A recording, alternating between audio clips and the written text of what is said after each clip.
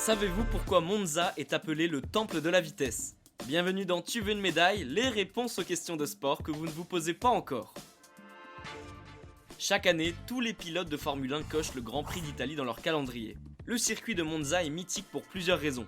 Tout d'abord, c'est l'un des plus vieux. La piste date de 1922. Malgré le côté historique de ce circuit, c'est une autre caractéristique qui fait la renommée de Monza. C'est le temple de la vitesse. Ici, les monoplaces ne vont pas vite, mais très vite. Les 5 km,793 mètres du circuit se font à une vitesse folle. Il faut dire que le tracé est plus que favorable à de grosses accélérations. Pour vous donner une image, le circuit ressemble à un ovale. Les lignes droites sont partout, l'occasion pour tous les pilotes d'appuyer sur l'accélérateur. À une vingtaine de kilomètres de la ville de Milan, le circuit a été le théâtre de courses spectaculaires. Ici, de nombreux pilotes ont battu des records. En 2005, Juan Pablo Montoya avait battu le record de vitesse au volant d'une McLaren Mercedes. Le Colombien avait atteint les 372,5 km/h. 15 ans plus tard, Lewis Hamilton a aussi inscrit son nom dans les livres d'histoire. Le pilote a battu le record du tour le plus rapide de l'histoire de la F1. Il n'a fallu qu'1 minute et 18 secondes pour que le Britannique avale les 5 km,793 mètres de Monza.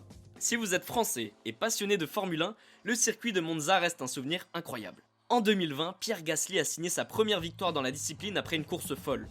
Et pas n'importe laquelle, puisque le pilote est le premier français à s'imposer sur un Grand Prix en F1 depuis 1996. Historique. Mais qui dit vitesse dit évidemment danger. Plus vous allez vite et plus la moindre erreur peut être fatale. C'est ce qu'il s'est passé en 1933. Le Grand Prix tourne au cauchemar et 3 pilotes décèdent lors de la même course. En près d'un siècle d'existence, le circuit de Monza a vu plus de 50 pilotes y laisser leur vie. Et bien voilà, vous savez maintenant pourquoi Monza est appelé le temple de la vitesse. Vous pouvez écouter ce podcast et nous retrouver sur Castbox, Apple Podcast, Spotify, Deezer et toutes les autres plateformes.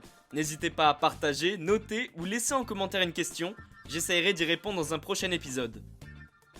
Je vous retrouve rapidement pour une prochaine question de sport dans Tu veux une médaille, à très vite.